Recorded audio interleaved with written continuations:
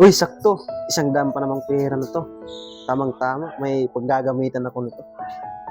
Susuli ko ba to? Sige, isuli ko na lang. Kuya, yung 100 mo nahulog. Oy. Sa akin to?